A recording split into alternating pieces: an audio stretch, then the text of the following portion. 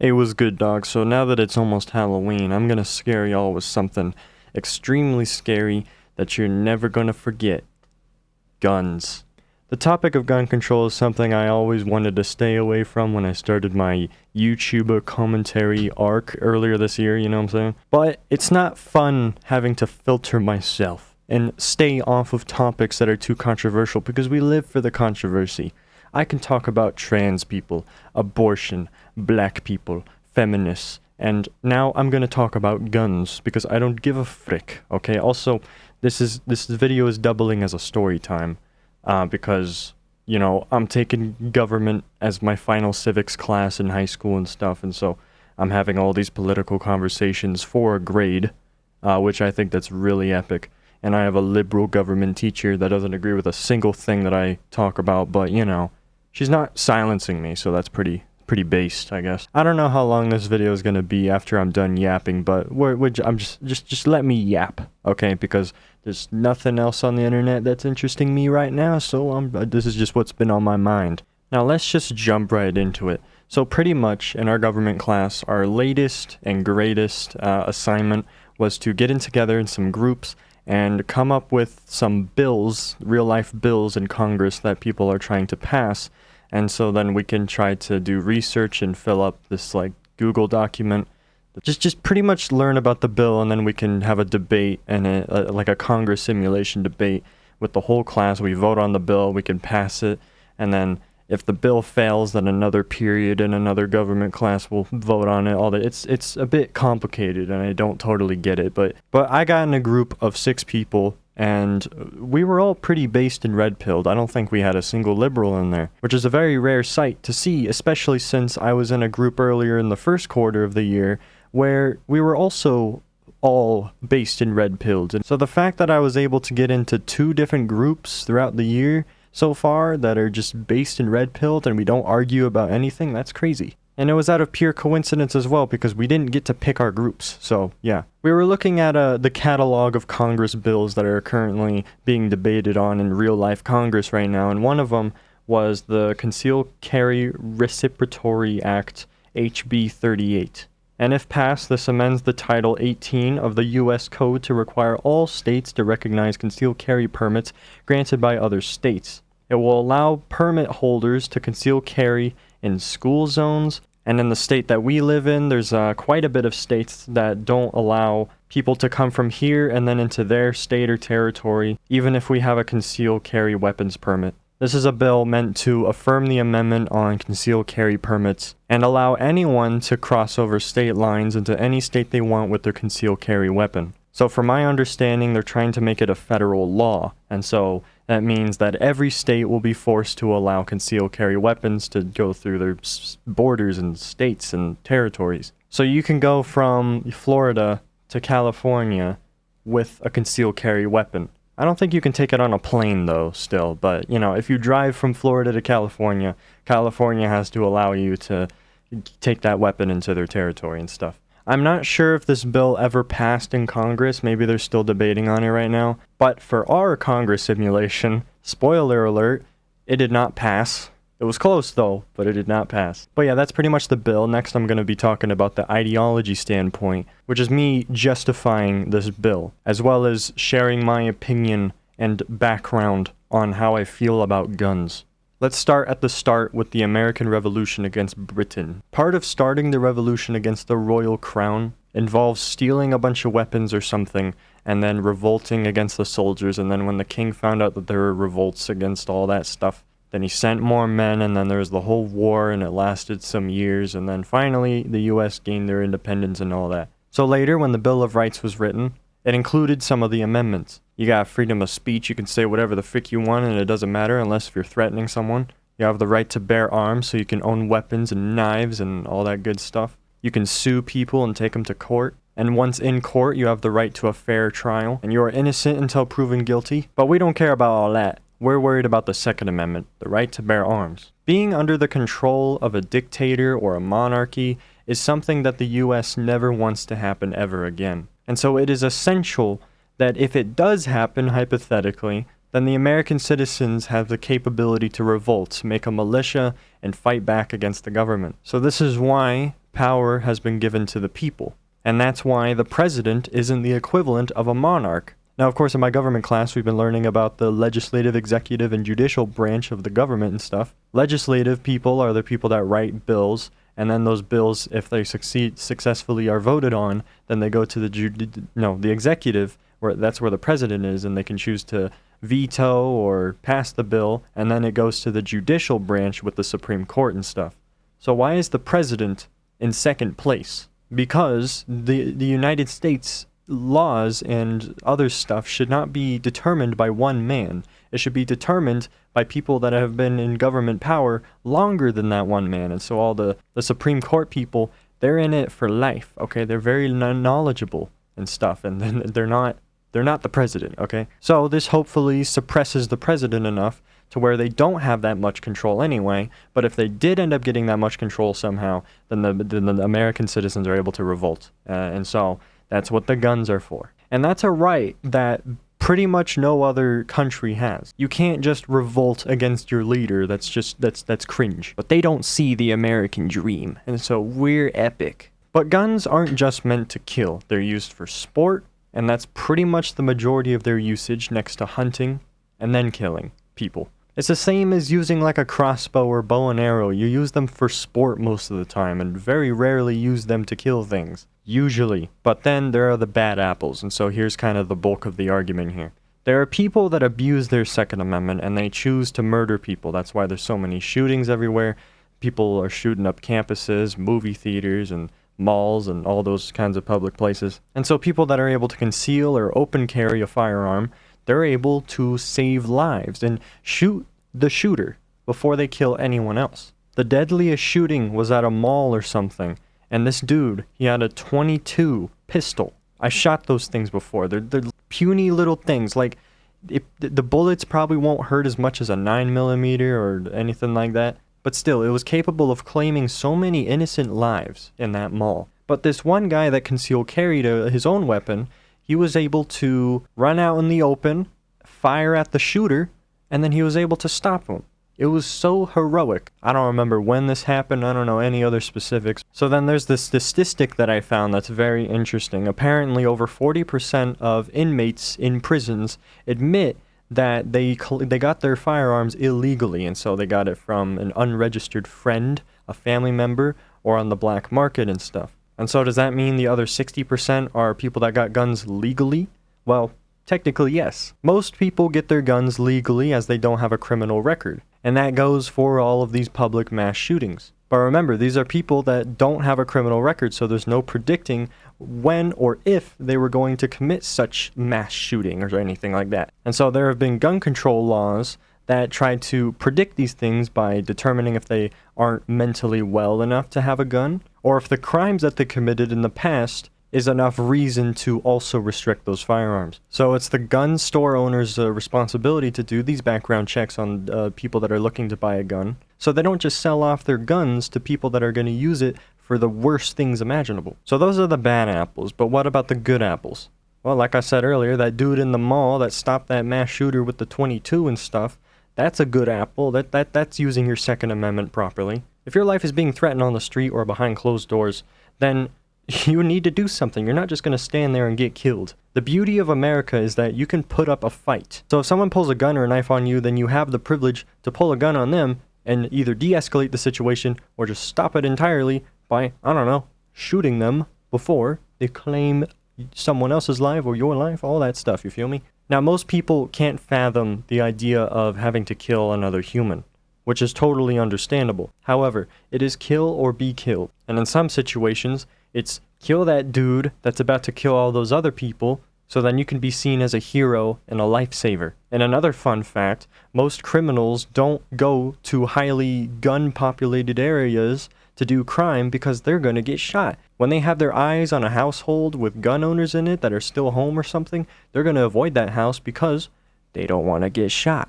And if they have their eyes on a house where a family's on vacation or something, they're going to rob that house rather than the house with people in it because they don't want to get shot.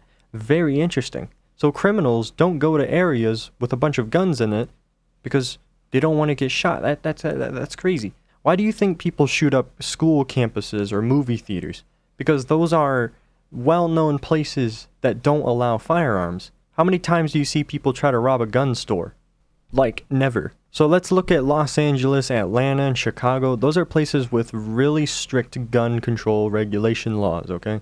And they have the most crime in the entire country. Very interesting. And then when you look at a state like Texas or any other conservative state where they got guns for days, the crime rates are so low because the chances of getting shot by some random civilian is really high.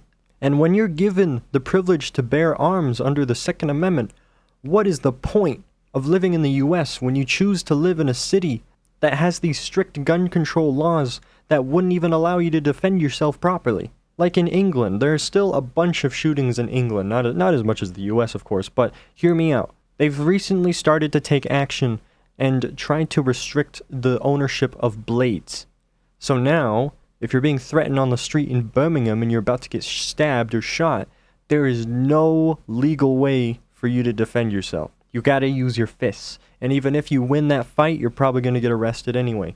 If the US stoops that low, then it is just not a country worth living in. You feel me? Because like I said earlier, it's kill or be killed. Kill the dude that is threatening you or other people's lives, and less bad things will happen. And here's another fun fact. In 1982, Kennesaw, Georgia, or whatever the frick, passed a law requiring all heads of households to keep at least one firearm in the house, and home burglaries dropped 89% the following year. That's crazy. And it's not that all these burglars are breaking into homes and getting shot, it's that they're not breaking into the homes in the first place. And now that Atlanta is super popular and there's a bunch of liberals living there, Georgia is a blue state because of that.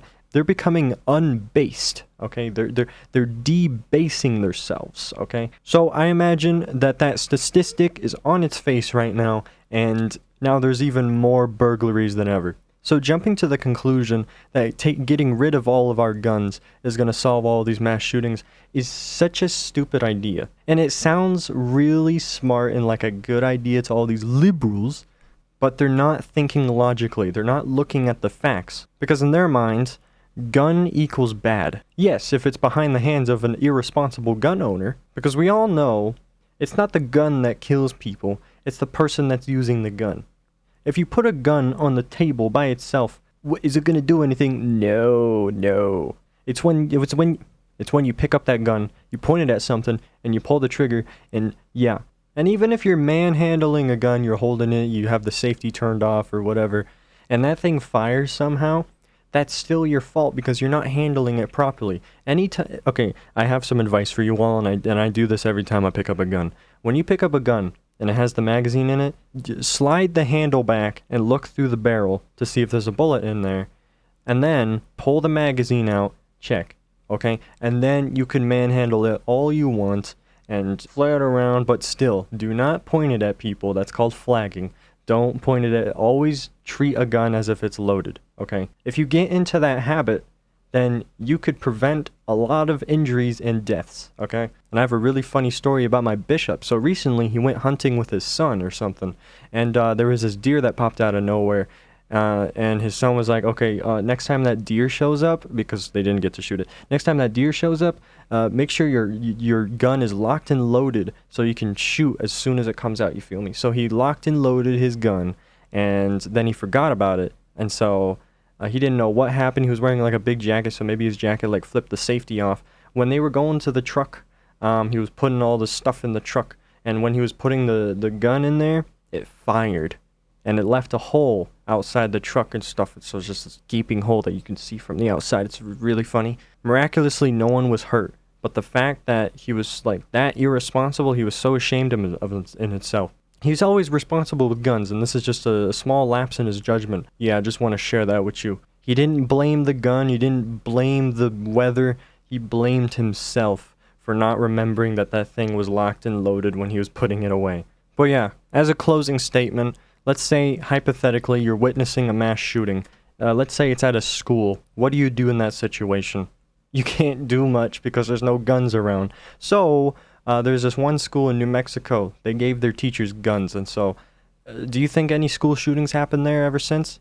No. It's such an easy exploit, and I don't know why people just don't understand this. When you announce to the state or something that you are keeping guns on your campus, people are just not going to mess with you.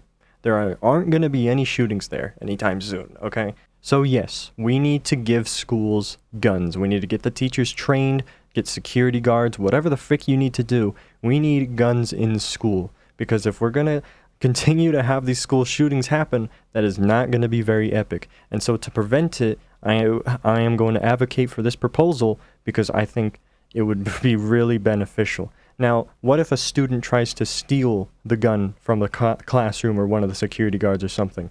Well, let's hope you have more than one gun.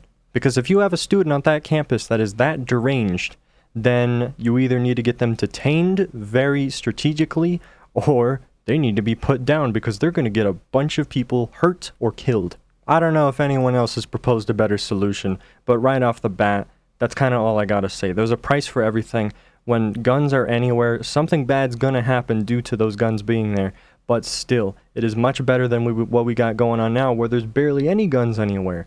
Because people are defenseless. We need defenses. So then what about public spaces that aren't schools or movie theaters or something? Maybe it's at the mall. So we have all those people concealed carrying and stuff. When there's a shooting going on or there's like a crime going on that's like really, really bad, then you basically have a mall full of unemployed police officers. You feel me? Just think about it. We got these fat security guards where all they're given are tasers, and then you got these ex-military, ex-detective police officer people walking around just doing their shopping, and they're concealed carrying. And so it opens the door for so much opportunity. We can basically quadruple the population of police without even employing anybody, okay? Because when there's a shooting going on, that shooter is suddenly up against a whole army of mall shoppers. And if any of those army of mall shopper people are the ones that caused the shooting to happen because they legally obtained their weapon and they're just choosing to be irresponsible with it,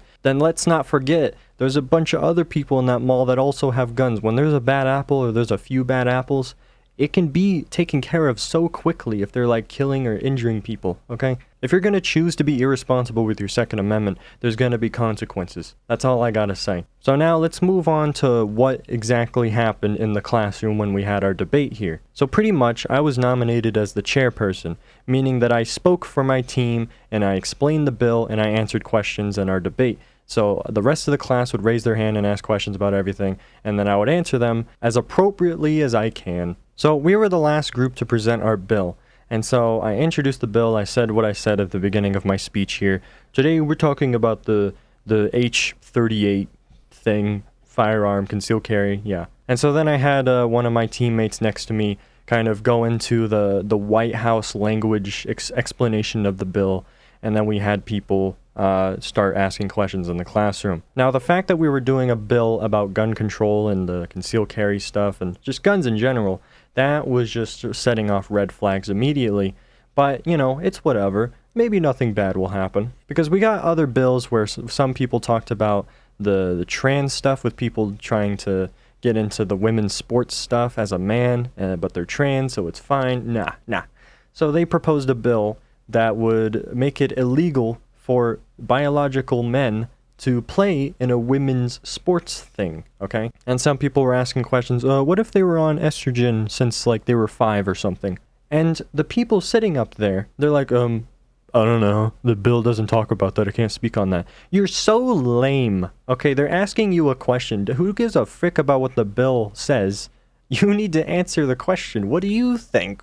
Can you give your opinion on that? Now, realistically, if the bill doesn't talk about it, then you can't really say much. But still, can you please make the debate interesting? And that's something no one did. We got other bills about things I don't even understand. Something about fentanyl. Something about, like, women's pay. I don't know.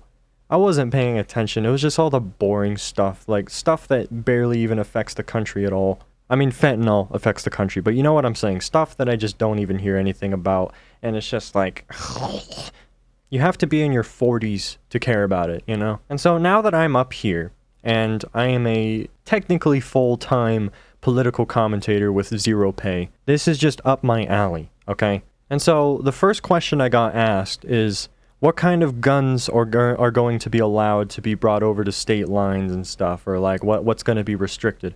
And so I answered reasonably, well, of course, handgun, obviously, and then if you have the permit for it, you can have an AR-15 or even a shotgun or any other AR, but the state would have to allow it or something. I didn't say it in that tone, but like that's basically what I said. So then the second question that I got asked is, why is this bill important? I pretty much explained what I explained earlier in this video here that you're watching. There are bad apples in the country. There are people that abuse their Second Amendment, so they need to be put down. Sometimes you need to travel across state lines, and you need a gun to defend yourself sometimes, because if you're going into California, you're probably going to get mugged. And so if you have a Draco by your side, then you could cause a homicide because it's either them or you. I'm a professional rapper. And so we were already getting into unhinged territory, because also, like I said earlier in this video, the thought of people having to kill another person is just very alien to all of these liberals in this classroom, okay? And so I got a bunch of people raising their hand left and right in the classroom, like it was actually about to get heated. So one of the liberals, she's very smart, and so it was very impressive that she like pointed this out and caught on to this. She was saying, I think you're overestimating the capabilities of this bill. It doesn't say anything about anything that you're talking about. It's not relevant. And I'm like, oh. Like, she was pretty much pointing out, like, it doesn't force all of the states to agree to the concealed carry laws and make it federal. It's only if the states agree to it. And so I got gaslit in that moment, and so, like, I kind of accepted defeat.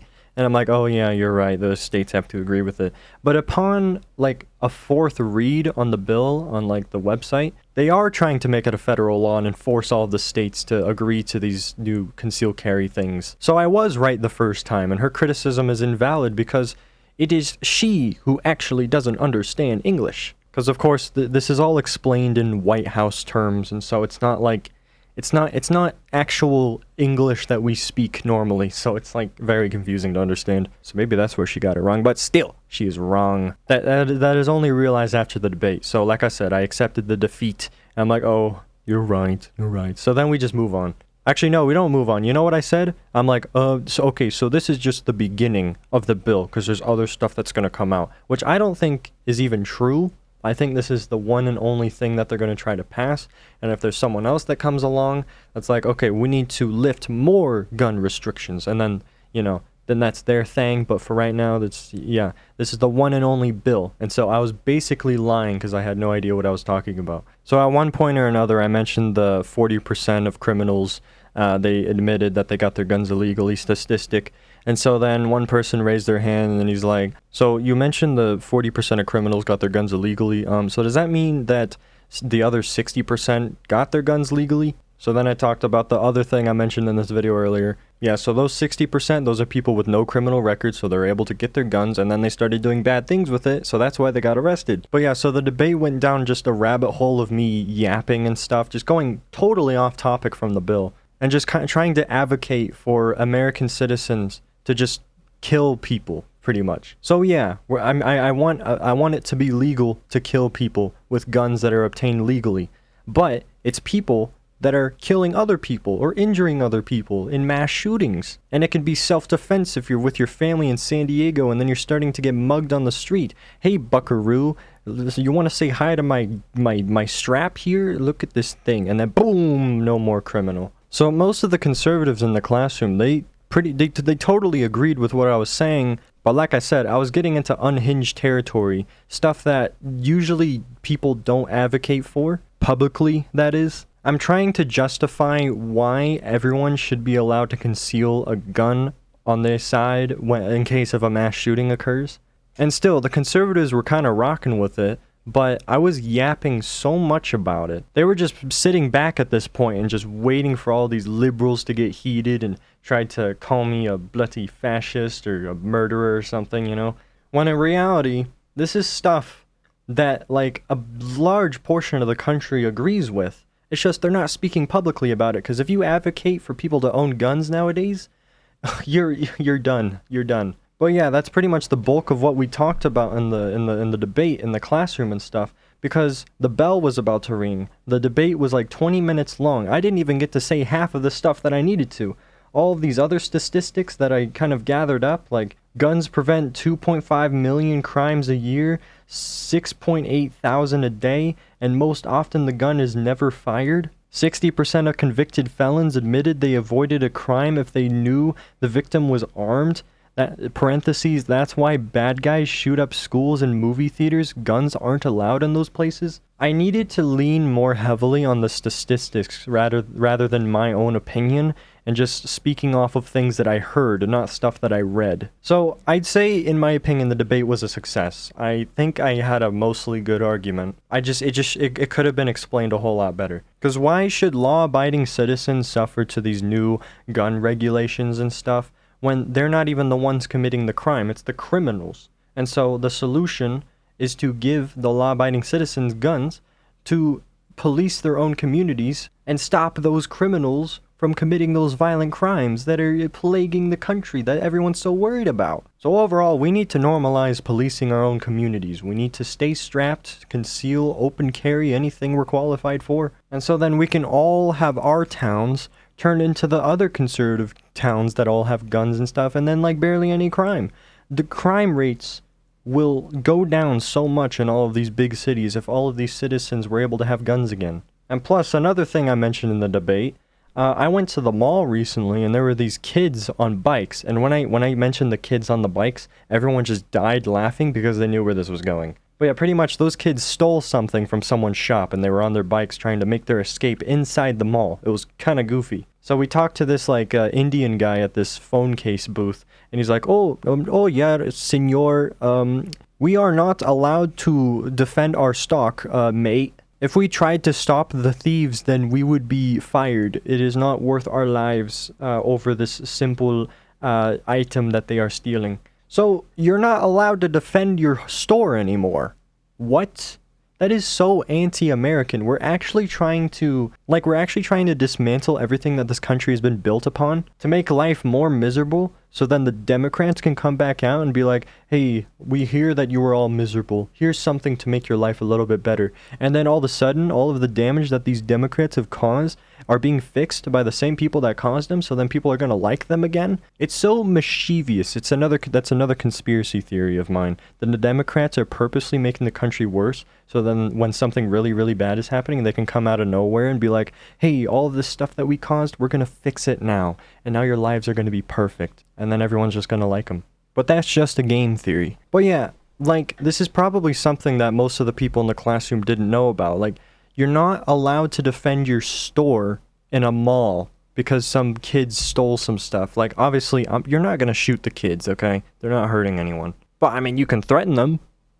That's going to fix it. You can call the cops and make sure they don't leave the premises. Your business is your livelihood, and you shouldn't give it away to all these people that aren't working for it. It's so bullpoopy. And that's why there's so much looting going on, and you gotta put up chains in the Walgreens and stuff. Because people throw a fit when you call the cops on black people, and so you're just letting them loot whatever they want. Poopy's just picking me off. But yeah, that's good. I don't know what people's opinions were about that when I mentioned that in the mall and the bikes and the kids and stuff. They didn't want to focus on that because I was advocating for us to kill people. That's kind of what's freaking them out. But yeah, now most of them in that classroom probably hate me because I'm the stereotypical quiet kid in the back of the class, okay? And when you give me the option to speak among a crowd, I'm going to say the most vile stuff to get a reaction because I have nothing to lose. I am not friends with these people. I hate most of the people in my government class. You think I give a frick about what they think about me? All right, that one chick that brought up the fact that I was kind of going away from what the bill was actually saying and I was just yapping. She's dating this non-binary person I'm friends with, and so if she talks to that non-binary friend and says that I'm a fascist murderer, it's over. But because I'm actually friends with that non-binary person, not they them's girlfriend, okay? But I talked to some people after the debate and stuff, so I went to English class a few hours later, and this dude that I sit next to, he's also in that government class, and so he watched the whole debate go down, and he was mesmerized.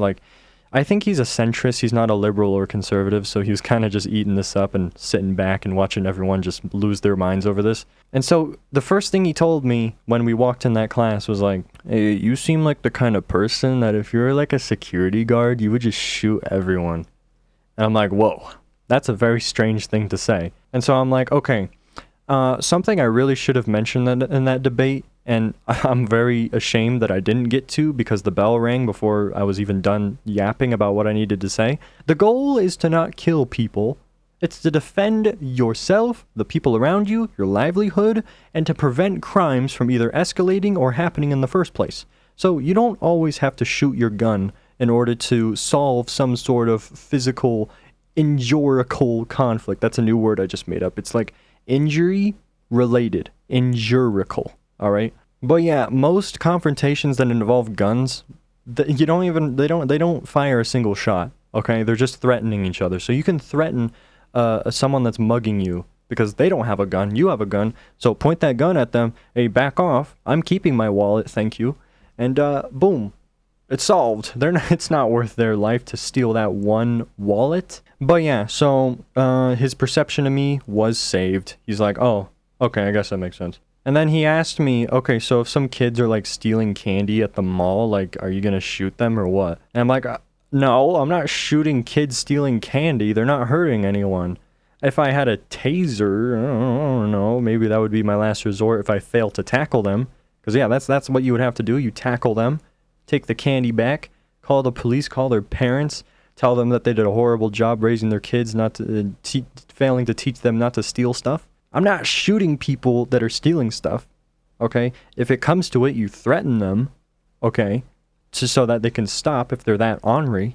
But most of the time, you don't even need a gun for that, all right? Not even to threaten anyone. But yeah, chances are you're probably going to use your taser more than your gun, and a taser is not lethal. Unless if you have some condition where a high voltage of electricity will basically flatline you, but yeah, usually not lethal. And then I asked another Trump supporter in the class, like on Friday and stuff. I'm like, did we have a good debate yesterday?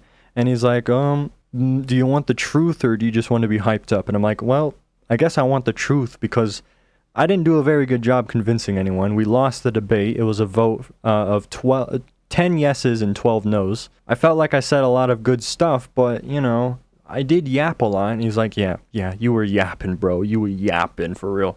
But, like, I was agreeing with a lot of the stuff you were saying and stuff. Like, it was a pretty entertaining debate. And I'm like, yeah, you guys are going to remember it, right? Like, it's very memorable. Everyone else's bill debates in the Congress simulation, they were boring as frick. I was trying to make it interesting for you all. Even if what I was talking about had nothing to do with the actual bill, I'm trying to make this class memorable for you all because none of you are going to speak up about stuff that nobody else wants to say. Yeah, I guess. Well, good job. It was a pretty entertaining debate. Yeah, that's pretty much how our conversation went. But yeah, when my brother was in government class in high school before he graduated, yeah, he did the exact same thing. He spoke up about guns, and he got death threats for advocating for, you know, people to own guns and to not restrict AR-15s and stuff. And the best I'm getting is just, you know, getting called a murderer, psychopath or something, but just more advanced fashion. It's pretty ironic, like he's trying to advocate to save lives by arming people and like taking out all of the bad apples, and then someone threatens his life. Like, I think you're the one that needs to be checked. We're trying to make sure no one gets killed here. You can't just threaten someone's life after he makes that argument. Like, what? Well, I guess that's about it then. I'm just trying to air my grievances. This is a very long video. When I first started my senior year of high school, I told you all very briefly that I wanted to update you regularly on stuff that's going on in the class, but this class is so boring most of the time. Nothing happens, but this is the most interesting thing that has ever happened so far. So, you know, I just had to make its own video about it, and nothing else on the internet is going on right now. So this is just what's been on my mind. And my friend said it was a good idea to make a video about this, so that's what I'm doing. We live for the controversy. I live for saying things that no one else is, you know, brave enough to say. Sub to the second channel, follow the Rumble, Instagram, Twitter, X, TikTok, and join the Discord server. Follow other social media. Bye-bye.